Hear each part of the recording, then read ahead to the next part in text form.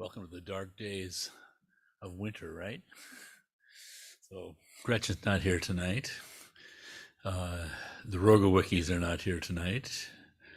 Sarah called and said that she couldn't come tonight.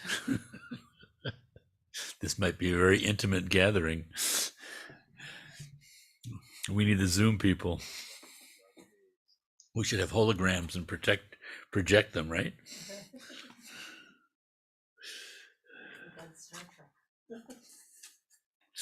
That's right.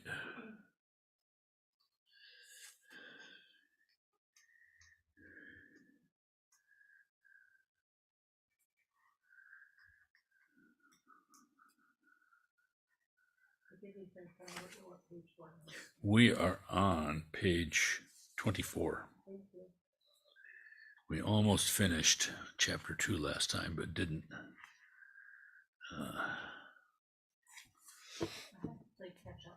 Yeah. Well, he's doing the like the historical context of the Buddha's time.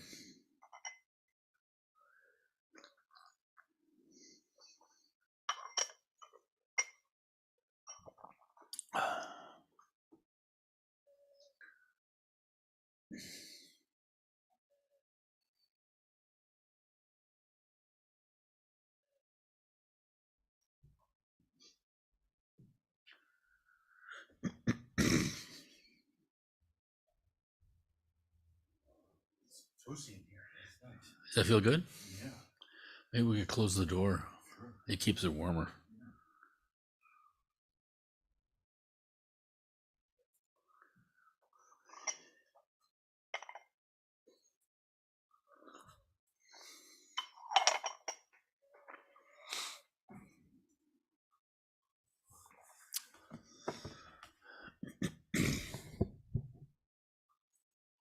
Okay.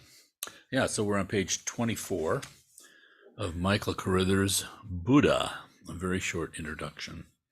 And he's giving basically the historical context to Buddha's time, and has also already put his finger on really the Buddha's revolution, what it was.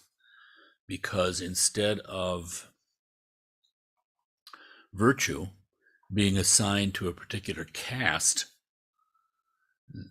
at the Buddha's time, they can tell from the texts and other things that this is part of Buddha's,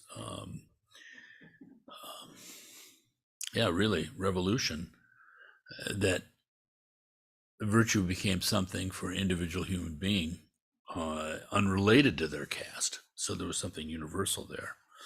So the end of chapter 2 here, which is the Buddha's early life and renunciation, the section is called Three Movements. I think it's more historical context. In the earlier Brahmanical texts, the discussion and debate which led to these developments is relatively muted or even silent.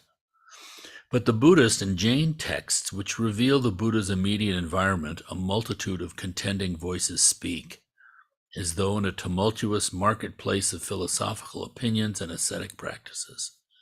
There were indeed public debating halls where ascetics of all stamps gathered to dispute.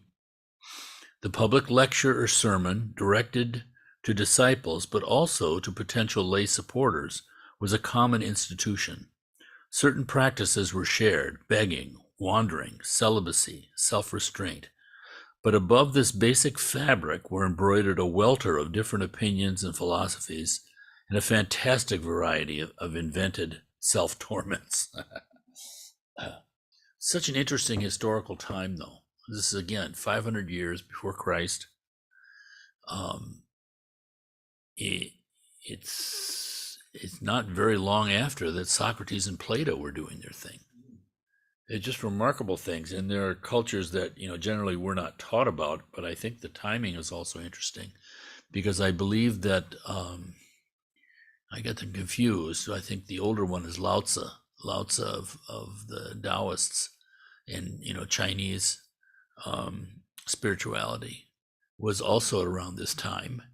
And then I think there was also in Persia Zarathustra, if I'm saying it correctly. And also there was Mithraism, if I'm not mistaken. In other words, there were other, very important religious figures who appeared around the same time. So there's something very interesting going on. Back to the book. There was an element of self-display in this. Some ate like dogs, others adopted the posture of a chicken. Many went naked. I don't quite know what all that means. More important, much of the self-display was intellectual.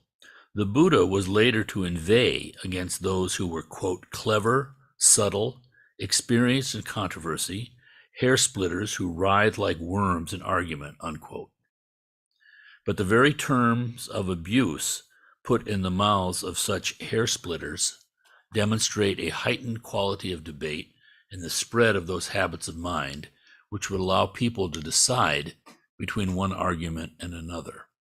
Quote, you conclude with your assumptions. You assume your conclusions. Work to clarify your views. Disentangle yourself if you can. There were different schools of skeptics, philosophers doubtful of the possibility of effective knowledge in this or that matter, and their existence was perhaps the surest sign of the heat and sophistication of the intellectual climate. There were materialists who wholly denied the existence of that unseen spiritual cosmos of transmigration. There were predestinarians who believed in transmigration, but who felt that every sentient being must pass through every possible fate before release was possible. I find this very interesting too. Again, this is the Buddha inveighing against those who were, quote, clever, subtle, experienced in controversy, hair splitters who writhed like worms in argument. And again, with Plato and Socrates, there was this whole body of sophists. Our word sophistication comes from the Greek. And the sophists were those people who were like basically playing word games and were tricking people, who were very known for their rhetoric, but kind of got people lost in a fog of words. And of course, this it's interesting to me that we think sophistication is kind of a praise. Is that because maybe people were a little more gullible back in that time? There wasn't really a lot of information. No, I think the Greeks were very, very advanced, so to speak. No, not the Greeks, but Of the Indians? well, just of the people who were kind of tricking people. If they were, that the people were gullible? Yeah. Yeah, sure. I mean, they've always played on gullible folks because you put up this big, wall of words, and someone who doesn't like deal in words basically can think, oh, there's something there that I don't understand, when actually it's a bunch of fluff. Yeah, from lack of confidence in self, they don't know. I think somewhere, I'm thinking, who was it? I can't remember. It's a modern person from like the 1940s. I think maybe it might be Aldous Huxley, who said that every intellectual goes through this big journey, but if following the truth, ends up right back where the common sense people started and never left. There's truth to that, I think. But interesting to me, again, the timing of this, that here you have this whole thing with the sophists in Greece, and at a very similar time, this kind of intellectual debate and that the Buddha criticized. It wasn't the intellectual debate, but he was criticizing the falsity of some of those who were debating, that's all. Most relevant to the Buddha, however, are three movements, the first of which can be traced through the Brahmanical texts. In the oldest sacrificial literature, the sacrifice had been directed to the person of the sacrificer in his bodily parts and faculties, in order to imbue him with the magical power for this worldly ends of success, fertility, and long life. This evolved toward a concern with the other world, life after death, and simultaneously towards a more inward conception of the sacrificer's person, now his self with a capital S. And in the Upanishads, composed perhaps not long before the time of the Buddha, it is the self, the Atman that is, the inner essence, which is the subject of transmigration, traveling from birth to birth. The second movement was that of yoga, in which the relevant aspects was so similar to the Upanishadic movement that we may fairly speak of a spectrum of yogic / Upanishadic doctrines. Through the Buddhist scriptures, which attack these yogic Upanishadic views, we glimpse a wealth of speculation and many finely differentiated teachings, proposing various views of the self, the Atman. Some said that it was material, some that it was a fine material or made of mind only, while yet others held that each individual has several increasingly refined selves. With each view went a slightly different construction of the spiritual cosmos and a panoply of meditation techniques aimed at attaining this self so that one could sink into it beyond the pain and confusion of the world and of transmigration. The third movement is one which we associate today most closely with Jainism.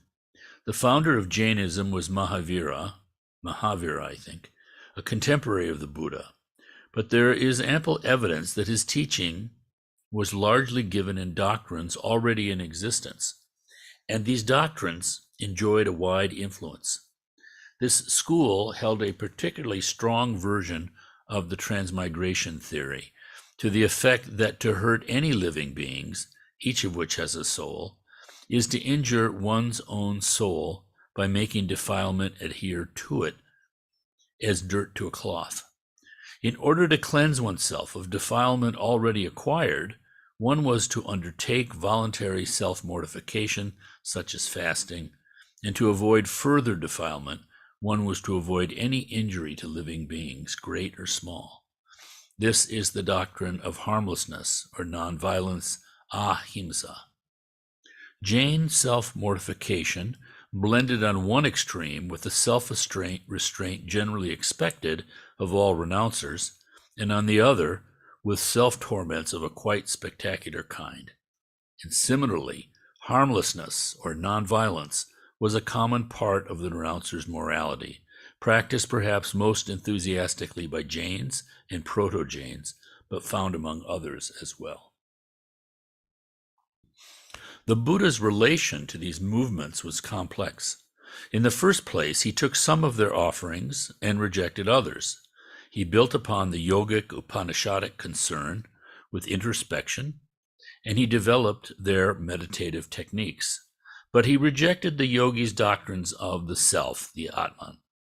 He adapted the teaching of harmlessness to his own purposes, but he discarded self-mortification. However, it was never just a matter of borrowing what he found plausible or of being passively influenced by his predecessors and contemporaries. For what he did accept, he transformed. And what he rejected for reasons which were original and creative. The Buddha found himself in a vigorous, competitive world which importuned him on all sides with predatory demands for total intellectual allegiance and total acceptance of one way of life or another. The relative simplicity and the cool magisterial tone of the Buddha's teachings disguise the intensity of his struggle to find his own voice among so many others. And we have hints of this, again, in the Buddha's story, leaving his great renunciation, going out into the jungle, and then successfully attaching to two different teachers. So this is an example of this ferment that was going on in his day, that there were actually, big communities of this kind of meditation, asceticism. Really quite fascinating. So there's a lot that's not said in the Buddhist sutras, but at the same time, we can infer, how that he could even find something. That there were these teachers out there with these kinds of reputations and so many students. Again, it's like bad example, but it's like if you see a mouse in your house, there are many others that you don't see. So the texts are like that. We have just a hint in these texts.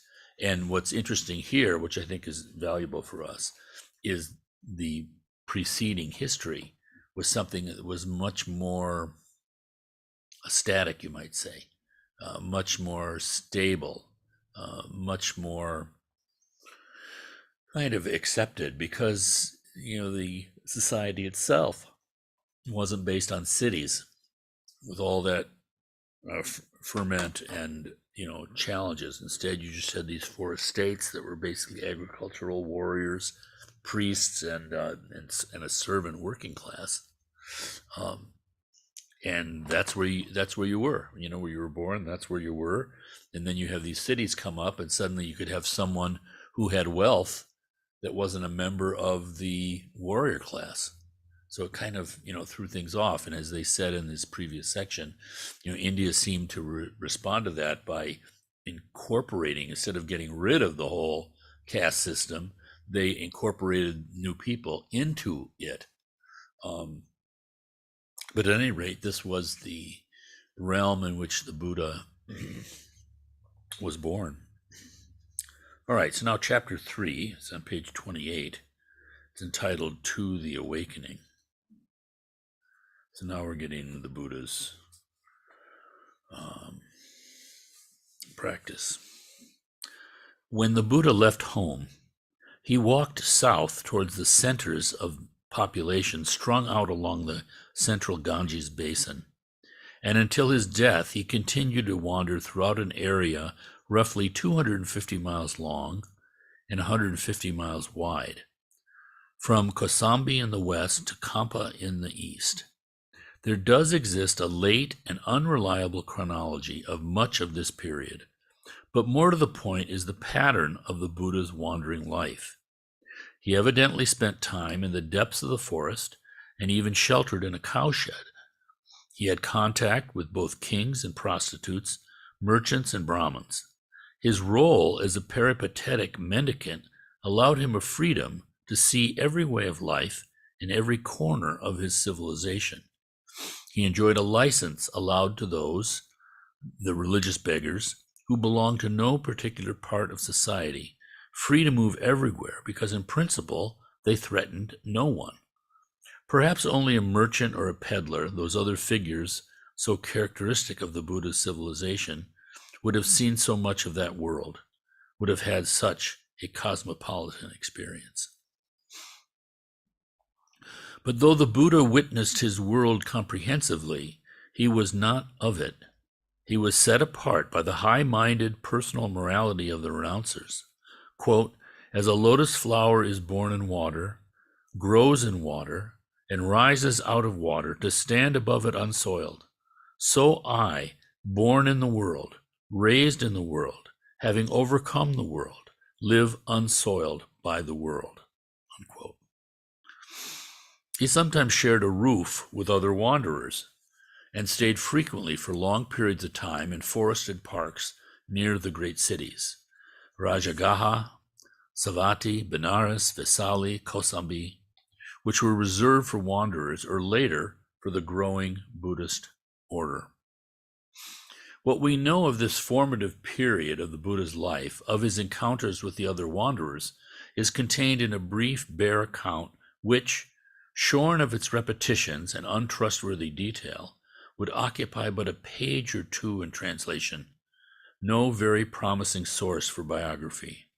However, this narrative is cast in terms which themselves can be glossed in considerable detail from other doctrinal discourses of the Buddha, and once the narrative is unpacked in this way, it becomes a more fruitful source than it first appears. To the keen, skeptical, scholarly eye, there is no single detail of the narrative that could pass unquestioned. But the story as a whole is so well connected with the rest of the Buddha's teachings that it must bear a substantial burden of truth.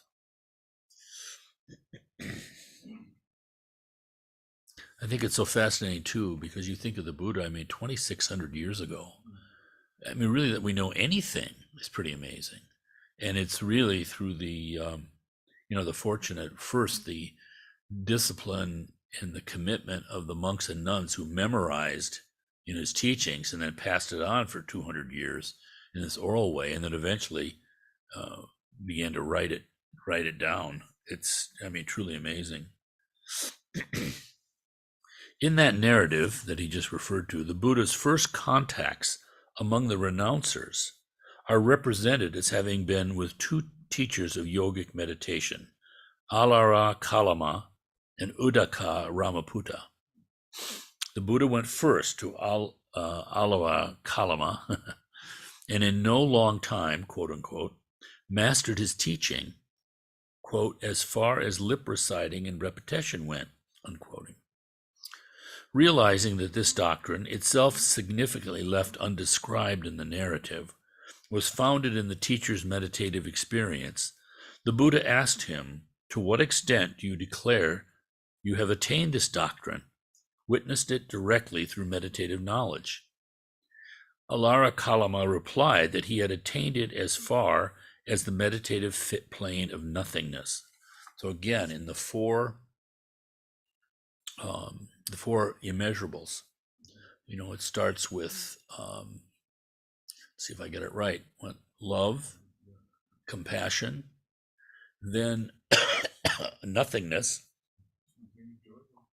and then above that, you're right, the four measurables, love, compassion, spontaneous joy, equanimity. That's how we express them. But they're related to meditative states, which are called the stations, the viharas, the temples, like of Brahma. So when we talk about the three realms, there's the realm of desire, which is also called the six realms, the realm of desire. Then there's the realm of form, which means subtle form. These are heavenly realms. And then the formless realm, Arupa Loka. Loka is the realm, Rupa is form, is without, Arupa Loka. And there are four levels, these stations of Brahma.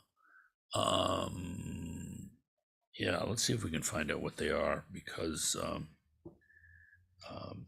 this first teacher and the Buddha attained to the third of those four. Let's see if I can find it on Google. Yeah.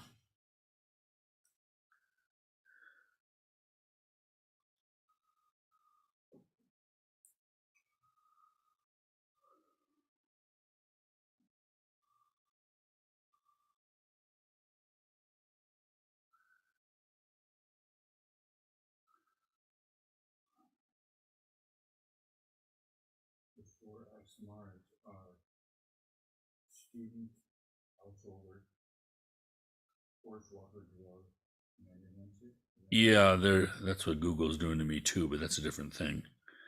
That's the Brahma Vihara. Here we are. Yeah, right. Okay, here I have an ad for Wikipedia. How do I get out of this? Maybe later. Okay, here we go.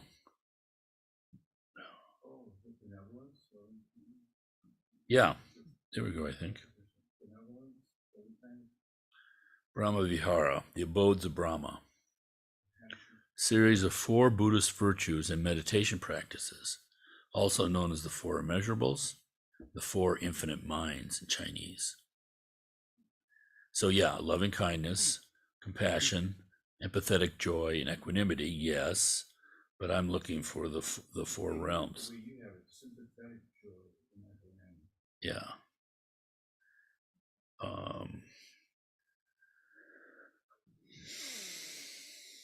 Let's see if they have. Well, yeah, that's fine, but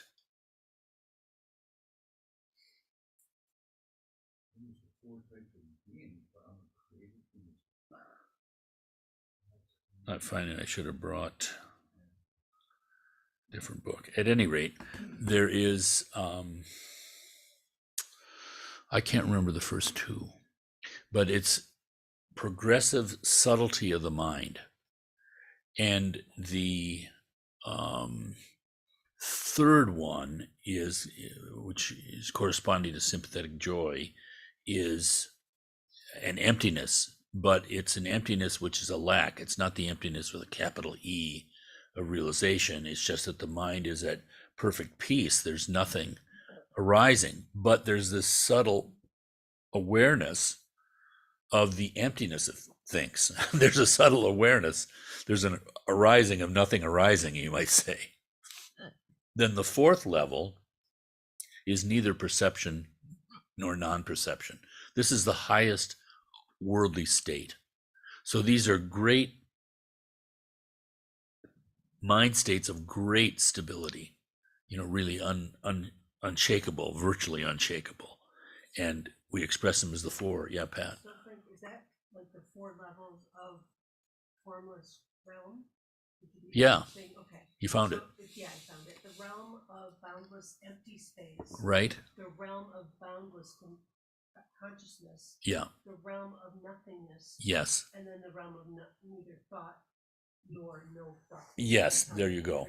There you go. So you can see the subtleness. What was the first one again? So the realm of boundless empty space. Yes. So the mind, you can think of it this way, that the mind is just it's awareness of just of again, like the infinity, the Webb telescope, just endless space. So there's no form going on in there at all. It's formless. And then the next one is the realm of boundless consciousness. The realm of boundless consciousness, yes. So even vaster than space is consciousness. This teaches us something about Buddhist teachings too, because the Buddha adopted all of these, because these are, again, samsaric states that he attained. And then the next one is emptiness. There's like nothing, right? There's just, so even beyond consciousness, there's just this sense that there's nothing. But then beyond that, there's neither nothing nor nothing. I mean, there's neither perception nor non-perception. They say it a different way, but those are the four abodes of Brahma, you might say. Exactly. Peak of cyclic existence is exactly right. So this first teacher that he went to, his teaching led to this third one, the emptiness, beyond space, beyond consciousness, simply just the awareness of just formless, the quality of formless itself. So let's see, where are we? Yeah. The Buddha then achieved this meditative state, the meditative plane of nothingness, Carruthers is calling it. And when he returned to describe his accomplishment to his teacher, Alara Kalama, the latter was so pleased that he invited the Buddha to become his fellow teacher and leader. But the Buddha reflected that, quote, this teaching does not lead to dispassion, to the fading of desire, to cessation, to peace, to direct knowledge and meditation, to awakening, to release. It leads only to the meditative plane of nothingness. Now, I wonder if the Buddha said that or at this time, or if these are words that are later describing what his experience was there. Because he still was unawakened, according to the story. But whatever, he was not satisfied that this was the end of suffering. That would have been enough, I think, for him to go on. But I'm also amazed at his confidence. Because like all of us, when there's any degree of not knowing, any degree of doubt, it just kind of freezes you. You don't have the confidence to take the next step, which of course is one of the great blessings of tradition and the kind of teachers that we have and all of these teachings, because, again, they're aids in having confidence because you can check things out, so to speak. But imagine him, he was just like alone with this search. And to have found a community, to have attained the teachings that were the highest teachings there, to be offered, here you go, you can be a teacher, and then to say, no, I'm leaving. It's amazing. Right, imagine how that person felt that offered him that. Yeah. Like, Yeah. "What? You got it, and now you're leaving?" Just leads to the meditative plane of nothingness. He therefore left Alara Kalama and went to Udaka Ramaputta, where the same course of events took place, the only difference being that Udaka Ramaputta's teaching was found to lead not to awakening, but only to the meditative plane of neither perception nor non-perception. So the Buddha left him as well. This was in some ways the most important chapter of the Buddha's search, and clearly any understanding of its significance must turn on the meditative planes. What were they, and why did the Buddha reject them? All right, so this next section is called meditation. The fundamental practice used to attain such states is roughly similar in all Indian meditative systems, whether the Buddhist or the yogic Upanishadic. So one begins by sitting cross-legged with a straight back in some quiet place. The straightness of the back and the folded legs foster a degree of wakefulness which could not be obtained in more comfortable positions such as lying down. One then concentrates on some object. In some versions, at first, a physical object, but eventually, in almost every case, a mental image, a single sensation, or perhaps a silently repeated sound. In an Upanishadic version, Hindu, one might perhaps have concentrated on the self dwelling in the heart, smaller than a mustard seed and golden. Or in a Buddhist version, one might concentrate upon a color, such as blue, or in both a Buddhist and a yogic meditation, on one's own breath. That seed thing is right in the Vajrayana, right? Size of a seed. Right. Yeah. It's Yeah. amazing how far back it goes. Oh, yeah, absolutely. Absolutely. I mean, again, I think this is interesting, his insight here that, of all these different teachings and philosophies, I mean, the Buddha took some of them, but importantly, he transformed them. That's what's remarkable about it. It wasn't just his accumulation of stuff. And then, of course, he had radically new teachings.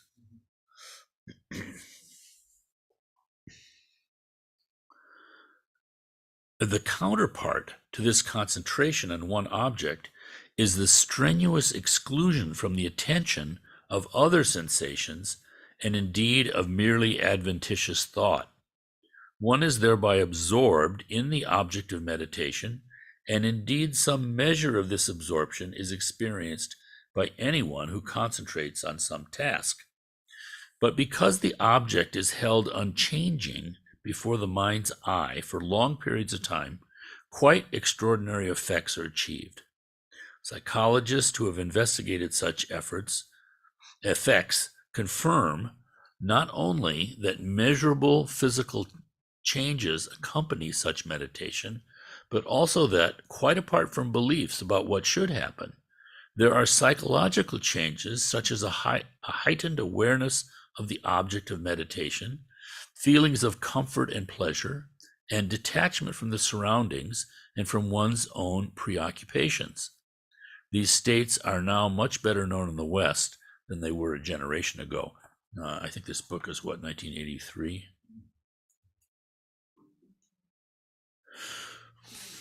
Let's see. Does it say? They have to say, right? Yeah, 1983.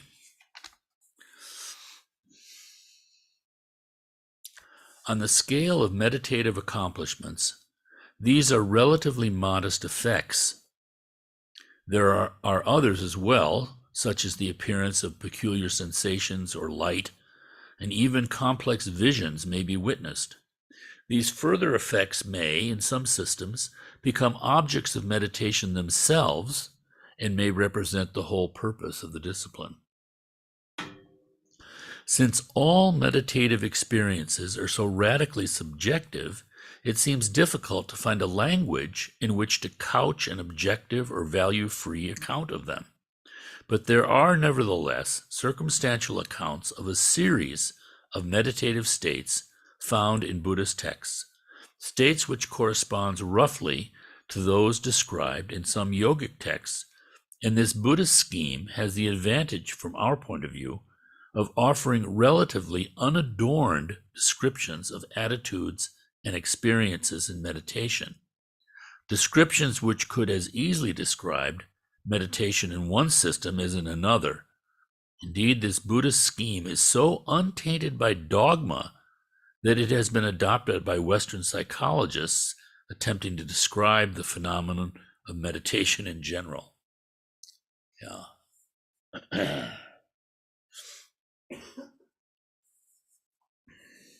It's a lot about he's going to talk about the four absorptions, the jhanas.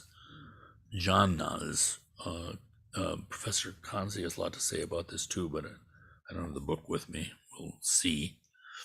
This scheme, this meditative scheme, is that of the four absorptions, the four dhyanas in Sanskrit. So he's using the Pali here. I don't know how to say it in Pali. Yeah. A graduated series of increasingly deep meditative states. In the first absorption, the meditator becomes oblivious to everything around him, though still capable of both casual and concerted thought, and his attention dwells unbrokenly on the object of meditation. In this state, he enjoys both bodily comfort and the more refined mental pleasure attendant on such relaxed concentration. The meditator in this frame of mind is untroubled by unachieved desires, or by anger, or by torpor, or by doubt and restlessness. That's the first dhyana. The second and third absorptions, the meditator gradually leaves off thinking entirely, becoming more and more absorbed in the object of meditation alone. And with this increased concentration and simplification, he also transcends his feelings of comfort and intellectual pleasure. He is bent upon the object of meditation alone. And finally, in the fourth absorption, the fourth dhyana, the meditator is aware only of the object and of an abiding sense of firm equanimity beyond feelings of pain or pleasure. Indeed, from his point of view, he might be said to have increasingly become the object of meditation, in that he is aware of little else save the bare fact of his firm concentration or one-pointedness.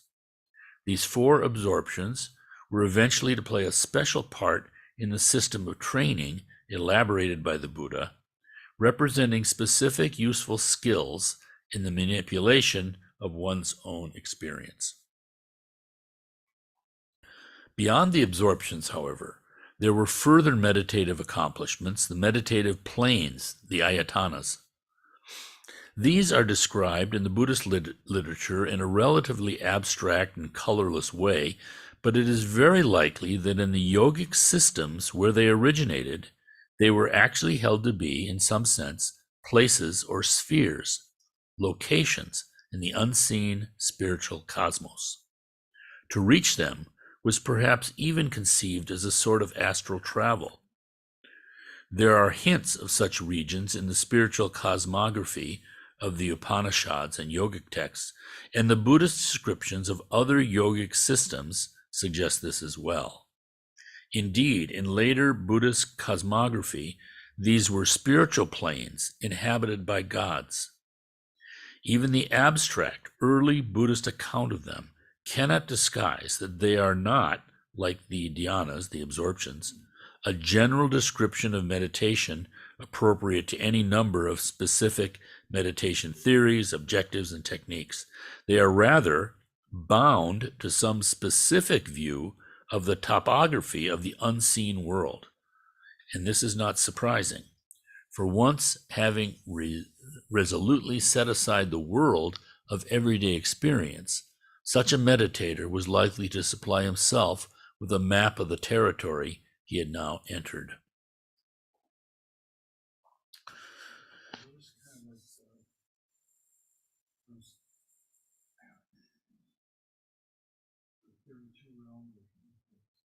Say what? No, there's talk. I think they're talking about the four formless realms here. He's talking about going beyond them. Yeah, well, this next section I think will help clarify it a little bit.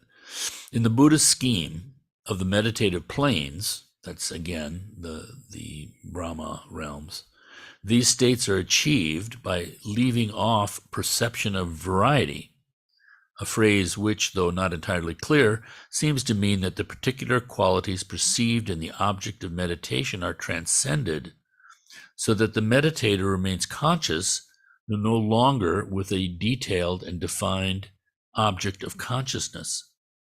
And we can see this in the first such state, the meditative plane of undelimited space.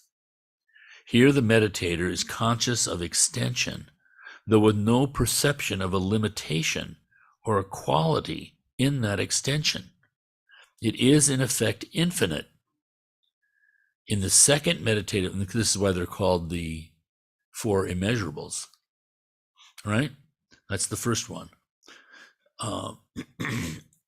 In the second meditative plane, that of undelimited consciousness, the meditator is aware of consciousness alone, though with no awareness of the limiting object of consciousness.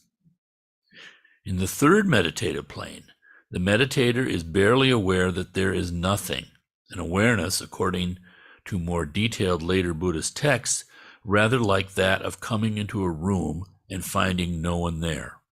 It is not an awareness of who is not there, but just an awareness of absence. This is the meditative plane of nothingness. It can only be transcended in the meditative plane of neither perception nor non-perception, in which consciousness is so refined or suppressed that the meditator can only just retrieve from such a state an awareness of its existence. I suspect that such deep trances may account for some of the more spectacular feats of yogic athleticism attested in India today. Breathing is almost wholly suppressed, the heart rate markedly slower, and other physiological signs yet further altered. Of course, this modern Western physiological description was not how the yogis viewed the matter, nor can they have seen it with quite the colorless abstraction of the Buddhist description. In their eyes, such experience, being after all the consummation of their efforts, was located in some more highly colored spiritual landscape. It may have been something like that found in the Upanishads, where there is considerable concern with the self as found in deep sleep, which might have been thought to be equivalent to such profound meditation. Or it may have been like the meditation without qualities found in some early yogic texts of the Indian epic, the Mahabharata. But in any case, the achievement of such states must be regarded as a testimony to human self-discipline and self-transcendence. So again, these four immeasurables, came from pre-Buddhist India. And this is an example of how the Buddha, took these things, but then transformed it, even by giving it becoming the four in India, as far as I understand, as far as we know, there was this interest in these yogic states, right? And they're obviously very profound accomplishments. But the Buddha then created the four immeasurables. So he made them practical right here. I mean, suddenly it's love, compassion, sympathetic joy, and equanimity. But you see how profound equanimity is. I mean, when the Tibetans teach the four immeasurables, they start with equanimity, just because there's an advantage in a practical way. You're getting like a hint of the of the end result of this kind of meditation. But they don't want love, because this is again a formless state. They don't want our practice of love to be poisoned, so to speak, or colored by our natural self-grasping. Because normally, a normal person, if you go on Facebook and you talk about love, people are not talking about the Buddhist love. Now it becomes about. We're using the same words, but the words have so many different meanings. And similarly with compassion, I was so struck by that teaching from Gar Rinpoche in the Vajrakalaya, introduction about, bodhicitta is the person you did all this benefit to shows up to murder you, and you have compassion for that person. Doesn't mean that you don't run away or even fight, but I mean, again, it's the hatred, it's the training of the mind. This is the thing that's so difficult. Gretchen, some of our new members are therapists or working for a therapist, and she's been trying to go through some of our books, which are all terribly disorganized. And she found this one from Lama Yeshe some years ago about you are your own therapist. So she thought that might be of interest, but reading through it is so amazing because, again, the Buddhist view is so profound. And the questions that were being thrown at Lama Yeshe were always on the surface, one thing or another. And he was explaining again and again, no, it's about training your mind. It's not about the experiences of the mind and sort of wrestling with those things. It's actually getting to the actual creative spark, you might say. All right. Someone asked him to share a word once. Is there a word for depression in Tibetan? Temple share a word and said, no, I don't know if it really is. I think he's probably right. He had enough English that he would know. And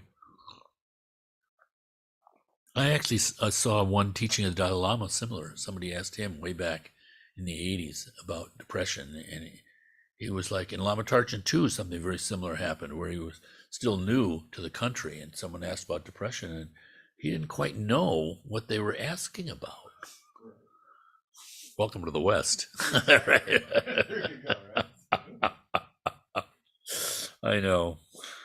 But that's the special role that we have, You learn the teachings as best you can, incorporate them into your lives, make them internal, realize them. You can talk to other Americans in lingo they can relate to better, That's really important. Okay, where are we here? Get a little time left. Now, page 35, the Buddha's rejection of meditation. Yet the Buddha rejected such states, or to be more accurate, he rejected the yogic teacher's assertions that they represented the culmination of the spiritual life. Why? A first approximation to an answer can be found in the Saleka Sutta, the discourse on complete expunging. God, it sounds like some sort of dietary cult. There, the Buddha outlines the meditative states, both the absorptions and the meditative planes, and he refers to all these as tranquil abidings, and as comfortable abidings in the here and now. But these are distinguished from, quote, complete expunging, i.e., total release from the sufferings of birth and death, which is achieved by following the elaborated path that the Buddha promulgated after his awakening. From this point of view, the meditative states are finally inadequate for two reasons. First, they are merely temporary states, only abidings in the here and now. This criticism is echoed more clearly elsewhere, and he makes the citation, where the Buddha notes that, though the skilled meditator can remain for a very long period of time in a meditative state, that state is nevertheless impermanent, liable eventually to dissolve. And again, another citation, a meditator who believes himself to have achieved final and decisive relief through such states is in fact doing something quite different.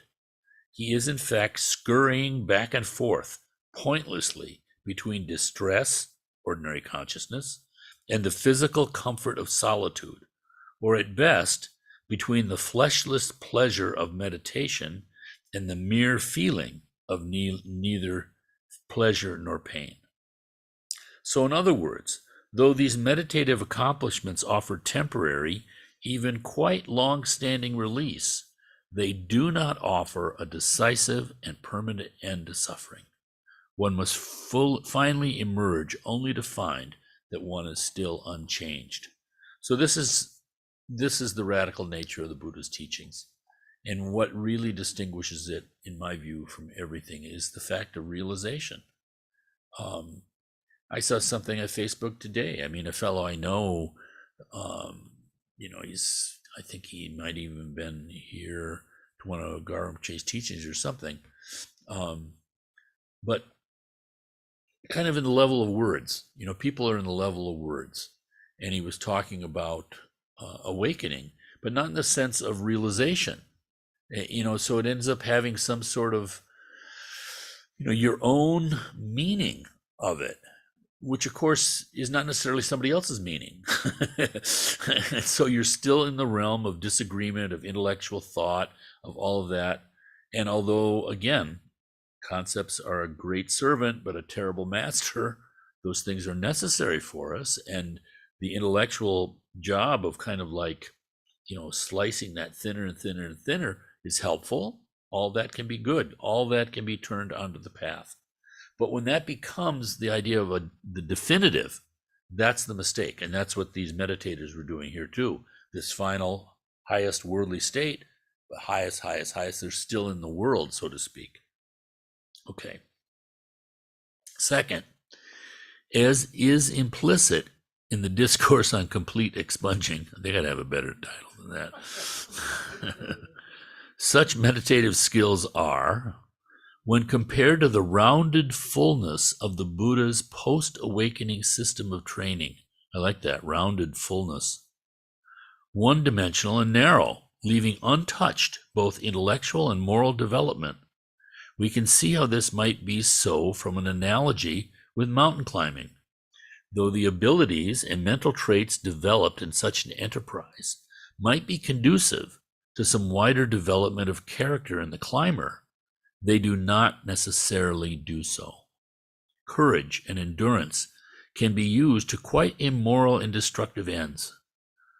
So though the Buddha had mastered the meditative skills, they did not in themselves release him from ordinary waking life. It is important, however, to gain a balanced view of what the Buddha was rejecting. On the one hand, he rejected the yogic teachers' claims that their particular accomplishments led to final release. But on the other hand, he implicitly accepted that meditation is, in some ways, the spiritual tool par excellence. The absorptions, the dhyanas, in particular appear throughout his discourses as accomplishments of great usefulness. A meditator thus skilled would have great powers of concentration. For him there would, quote, remain in equanimity, cleansed and purified, soft, malleable, and resplendent, like the gold melted and purified by a goldsmith before it is fashioned into an ornament.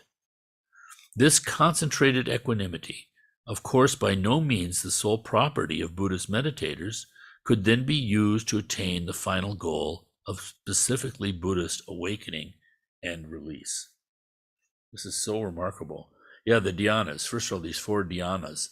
The translation of dhyana is a Sanskrit word, obviously, translated into Chinese as chan, and then into further from Chinese into Japanese as zen. So that's, you see what they're talking about. This emphasis on meditation. Okay. His final view of the meditative planes, the 4 Brahma Viharas, is more difficult to pin down.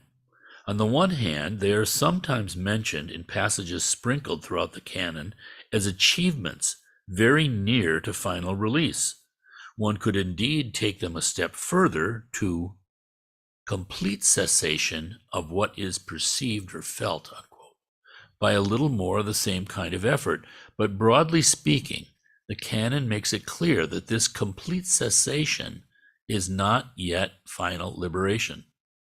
For beyond that is still required an intellectual and emotional change, the acquisition of a Buddhist wisdom.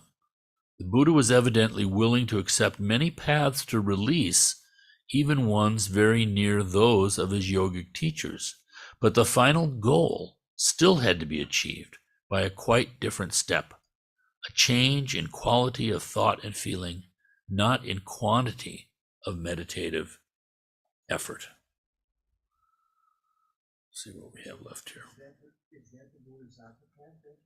Well, eventually that's, how the Mahayana did this genius thing of putting that essence of bodhicitta, because there you are, can completely understand and relate to it in our own discursive way. And that is the spark, so to speak. It allows people to sort of understand that. So it combines, concentration and bodhicitta with all the practices. That's why the meditations always start, the practices always start with generating bodhicitta, or taking refuge and then generating bodhicitta.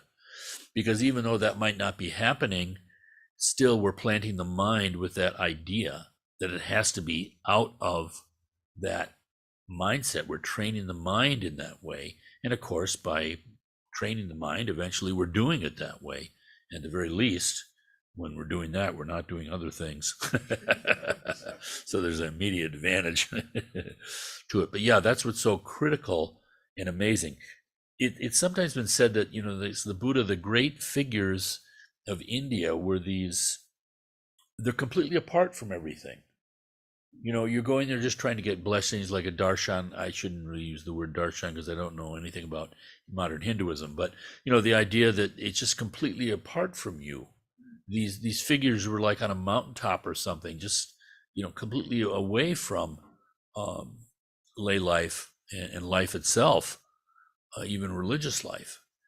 But what the Buddha did is so remarkable because he embraced all of that. So instead of running away, this ultimate renunciation, he saw that it's completely about realization, that you can be in the midst of all this form and yet there's enlightenment there too. Let's see if we have any just a short one here or not. All right, one more little short one. The value of direct experience. The usefulness of the narrative of the Buddha's encounter with the yogis does not end there. However, for it also points to the positive and creative direction the Buddha was to take. This is implicit in the terms in which the yogis are criticized in the texts. For it is not their theories which the Buddha here finds wanting, though theories such as they must have held are attacked in many places in his discourses, but their practice. They fall short because whatever view of the spiritual cosmos clothed their meditative techniques, it was the techniques themselves which were inadequate. On the one hand, this signals that the Buddha was to move towards creating his own special form of meditation, forms beside which methods such as the absorptions were to take a subsidiary place. On the other hand, it betokens the formation of an abiding attitude which must have marked the man as it deeply marked his teaching, an attitude which might be called stubbornly disciplined pragmatism. Whatever teachings or practices the well-stocked marketplace of ancient Indian thought offered him, they had to be shown to be useful in his own experience for him to accept them. We can understand the significance of this attitude by looking at the Buddha's milieu. Centuries later, India recognized certain authorities or criteria of valid knowledge by which spiritual truth could be tested, and these criteria were already implicitly present at the Buddha's time. One such criterion was simply whether a teaching appeared in the Brahmanical scriptures, including the Upanishads. And again, the Upanishads are like at the time of the Buddha or later even. And we can see that the Buddha was not inclined to accept this, in his view, pretentious and foreign tradition. A second authority, the Buddha showed no sign of accepting was the testimony of august, inspired teachers of the past on the basis of their supernormal experience. For the Buddha was self-confident, even rebellious, sure that if the problem of suffering were to be solved, it had to be of such a nature that he could solve it. And in any case, these teachers were not separated from him by centuries, in which their knowledge could have gained an unassailable superhuman authority, but were present to him in the flesh and insistent that he could himself experience their knowledge and the liberating fruit of that knowledge. Then a third authority, that of sheer reasoning or inference, was hardly amenable to him, perhaps because of his already formed commitment to meditation. So he depended wholly upon a fourth criterion, that of direct personal knowledge, direct personal experience, quote, direct witnessing in the here and now, unquote. As the Buddha expresses it, this criterion seems such ordinary common sense that we can hardly say he invented it, but he was unique and original in insisting on its rigorous and exclusive application. This is really quite amazing. The consequences of this attitude appear throughout the Buddha's mature teaching. Quote, no, not by hearsay, nor by tradition, nor by indulgence and speculation, nor because you honor the word of an ascetic, but know for yourselves, unquote. The Buddha's monks were not to speculate about the future or the past, or about such recondite questions as the beginning or end of the world.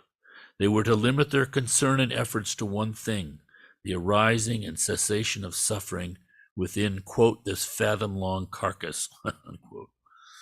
There are many possible kinds of knowledge, asserted the Buddha, but only those touching this immediate experience were of relevance to his disciples in their search for liberation. In the Buddha's own search, this attitude of circumscribed pragmatism was, however, not merely a matter of clinging blindly to meditative practices alone. It also led him to reject outright the sort of theories which must have accompanied his yogic teacher's practices.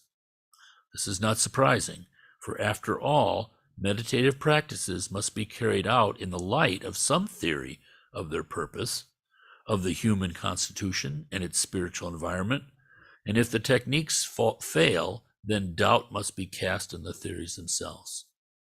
We do not, of course, know just what his teacher's theories were, but we may be fairly certain that they fell within the range of yogic Upanishadic thought. Moreover, it is clear from those discourses in which the Buddha assails such theories that they shared from his point of view certain common characteristics.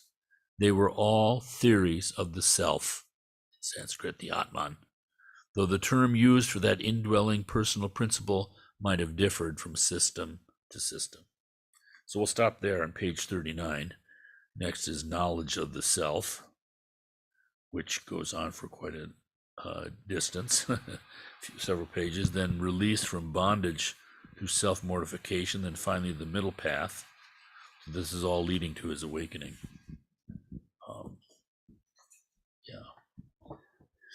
I don't know. I find this stuff very helpful, because all of us, you somehow unexpectedly come across some of these great Tibetan teachers in the Dharma, and you're touched by it. There's something that's moving for you with that, and there's some degree of confidence, and you enter onto the path, and things develop. But the Tibetans, they're not teaching like this. They're totally convinced culturally. And they're just, they kind of know it in their bones. They've had such long curing, you might say. But for us, our skeptical Western mind, I think it's very helpful because this is in the context of how we're educated and where we live. And again, in talking to other people, I don't know, it's like, it's hard for people to relate to Samanta Bahadra until they've actually done some practice. Yes.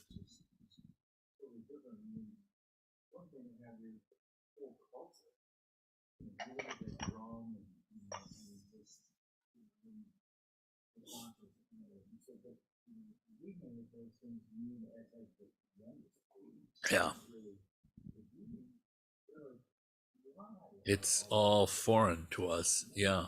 Yeah. And yet at its heart, it's not. That's the thing that's so amazing. It's just that human spark. And there it is. It's all this wonderful stuff.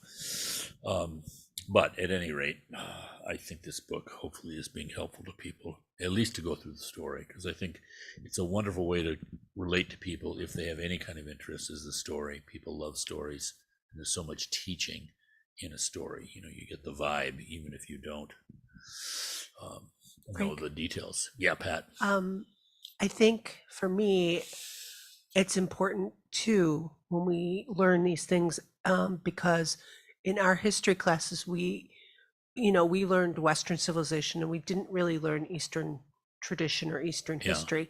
So for me, it's like the context is important because we can see where it came from Hmm. and then how the Buddha built upon it Hmm. and looked at it and said, no, this is not what it should be. And really, we have to get rid of suffering. And, in order to do that, we have to do these things, So I think it's very valuable to see the thought process behind it in the context of the history for me. Yeah, no, I think you're right, and also this whole meditative tradition. I mean, this is the difference really between the East and the West. That in both Hinduism, and of course, Hinduism is a word that really doesn't have any meaning. I mean, it was the word that the British applied to all these various religions in. I mean, India has 13 national languages, but nonetheless, they share with the Buddhists this belief that the experience of inner meditative effort is valid, and the insights that come from that are valid. So that's remarkable because there's sort of that in the West. You can kind of find it, but usually not much. It's more belief. You have to believe this. I mean, I saw something, a Christian man was posting something which is really wonderful, Thich Nhat Hanh, saying, our meaning in life or our purpose in life is something to I don't know how he said it, lose or overcome our separateness. And of course, that's totally wonderful. But what I come down to again and again and again is how. And this is what the Buddha does. He tells you how he revealed the path. And isn't that what we want? I mean, when you get to the point of like everything is dissatisfactory, that's a really terrible place to be if you don't think there's a path. And so that's what's just so wonderful. It's like I want to get to Syracuse. I really do. But I need a car. I mean, to have a car, it's like, this is wonderful. Even a horse or even legs, you know what I mean? But however you do it, but you need to have method. It's so profound. And that's what's so remarkable. And personally, myself too, in this Western kind of way, I'm so fascinated about the interactions between Alexander the Great and the Greeks and having interactions with the Buddhists in India. I mean, that is mind boggling if you think about it. Really is. Really, really, really is. And we're taught nothing about that. We don't even know that Aristotle was Alexander's teacher. I mean, you do if you're really deeply into it. And that he was going along on these, this is a 12-year journey that they took with all these conquests. There's just so much there that we don't know. And we don't even have the possibility of knowing because we're just ignorant of it, but speaks so much. Yeah, so much. I love that stuff. That's why we call him the great doctor. To explain the disease in 2 sentences and then the cure in 2 sentences. And also just, the city that he founded, Alexandria, had the greatest library in the ancient world. We know that there were Buddhist monks there. I mean, that's something. Yeah, it's really outstanding. The influence that's there. And similarly, even in our modern times, so you have this British colonial official, Sir William Jones, who discovered Sanskrit basically for the West and did the first translations. And then that influenced Emerson and Thoreau. I mean, there you go. There's just so much that is not foreign, is what I'm saying, but just because of our, we focus on one thing and not another thing. There you go. Okay, anything else that we dedicate tonight to all motherly sentient beings? May we continue our learning, practice, realization until every last one is free. Svaha. Okay, thank you, everyone. Yep. Thank you, Frank. Yeah, thank you.